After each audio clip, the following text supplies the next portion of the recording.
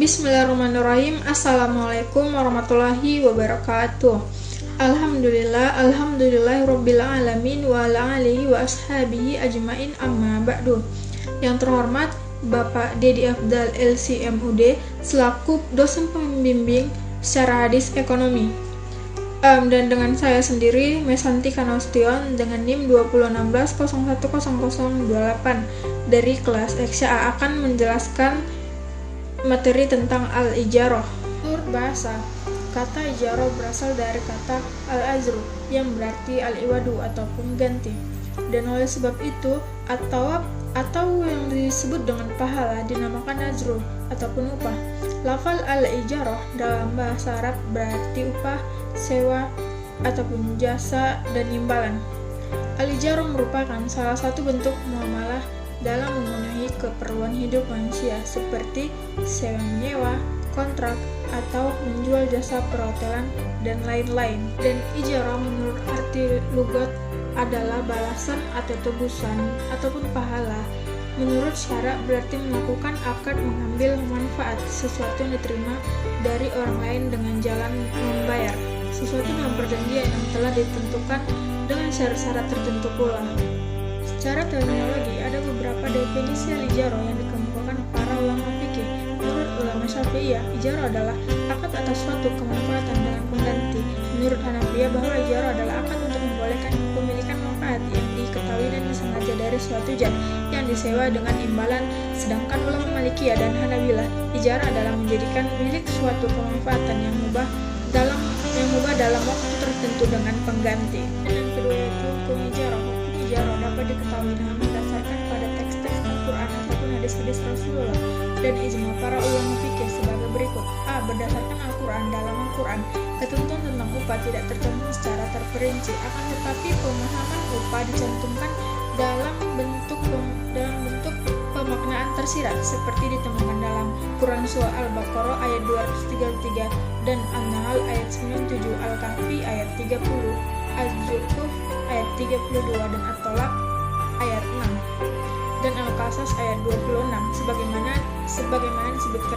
Wal walidatu yurdina auladahunna haulaini kamilaini liman arada ayyutimma ar-radha walal mauludi lahu rizquhunna wa kiswatuhunna bil ma'ruf wa la tukallifu nafsun illa wus'aha la tudurra walidatu biwaladiha wala mauludu lahu biwaladihi wa alal warisi mislu dalik fa in arada fisalan antaradin minhuma wa tashawurin fala junaha alaihima wa in aradatum antastardi'u auladakum fala junaha alaikum idza sallamtum ma'ataitum bil ma'ruf wattaqullaha wa'lamu innallaha bima ta'maluna basir. Artinya, para ibu hendaklah menyusukan anak-anaknya selama 2 tahun penuh, yaitu bagi yang ingin menyempurnakan penyusuan, dan kewajiban ayah memberi makan dan pakaian kepada para ibu dengan cara ma'ruf.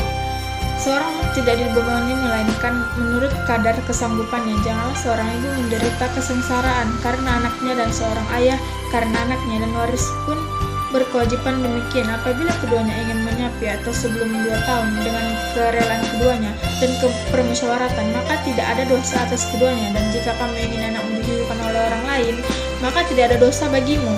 Apabila kamu memberikan pembayaran menurut yang patut, bertakwalah kepada Allah Subhanahu wa Ta'ala, dan ketahuilah bahwa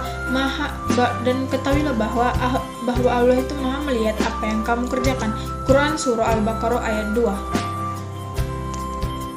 Ayat tersebut menerangkan bahwa setelah seseorang memperkerjakan orang lain, hendaknya ia memberi upahnya. Dalam hal ini, menyusui adalah pengambilan manfaat dari orang yang dikerjakan.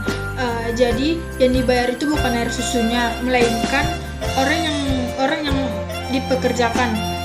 Dan dengan hadis Rasulullah yaitu haddatsana Abdullah Lamid bin Bayan al-Wasiti haddatsana Khalid bin Abdullah an-Yunusi an Ibn Sirini an Anas bin Malik an Nabi sallallahu alaihi wasallam ihtajama wa atul hajama ajrahu, yang artinya telah menceritakan kepada kami, atau Abdul Hamid bin Bayan al-Wasit berkata, telah menceritakan kepada kami Khalid bin Abdullah dari Yunus dari Ibnu Sirin dari Anas bin Malik berkata, Nabi Shallallahu Alaihi Wasallam melakukan bekam dan memberikan upah kepada tukang bekamnya. Orang yang melakukan akad ijarah ada dua, yaitu mu'jir, mustajir. Mu'jir adalah orang yang memberikan upah ataupun menyewakan. Yang kedua, sigat akad, yaitu suatu ungkapan para pihak yang melakukan akad berupa ijab dan kabul adalah permulaan penjelasan yang keluar dari salah seorang yang berakad sebagai gambaran kehendaknya dalam mengadakan akad ijarah. Dan yang ketiga, ujrah, yaitu sesuatu yang diberikan kepada mustajir atas jasa yang telah diberikan atau diambil manfaatnya oleh mujir. Dan yang keempat, manfaat. Di antara cara untuk mengetahui ma'qud alaih atau yang disebut dengan barang adalah dengan menjelaskan manfaatnya, pembatasan waktu, atau menjelaskan jenis pekerjaan jika ijarah atas pekerjaan atau jasa seseorang tersebut. Syarat ijarah menurut Muhammad Ali Hasan, syarat ijarah adalah satu, syarat bagi kedua orang yang berakad adalah telah balik dan berakal. Dan yang kedua belah pihak yang melakukan akad menyatakan kerelaannya untuk melakukan akad ijarah itu. Apabila salah seorang kedua terpaksa melakukan akad, maka akadnya tidak sah. Dan yang ketiga yaitu manfaat yang menjadi objek ijarah harus diketahui secara jelas. Keempat yaitu macam-macam ijarah. Ijarah terbagi menjadi dua macam, yaitu sebagai berikut. Yang pertama, ijarah atas manfaat, disebut juga sewa-menyewa. Dalam ijarah, di bagian pertama ini, objek akadnya adalah manfaat dari suatu benda. Dan yang kedua, ijarah atas pekerjaan, disebut juga upah mengupah. Dalam ijarah di bagian dua ini, objek akadnya adalah amal atau pekerjaan seseorang. Dan yang kelima yaitu hukum ijarah atas pekerjaan atau upah mengupah. Ijarah atas pekerjaan atau upah mengupah adalah suatu akad ijarah untuk melakukan suatu perbuatan tertentu, misalnya membangun rumah, menjahit pakaian, mengangkut barang ke tempat tertentu, memperbaiki mesin cuci atau kulkas dan sebagainya.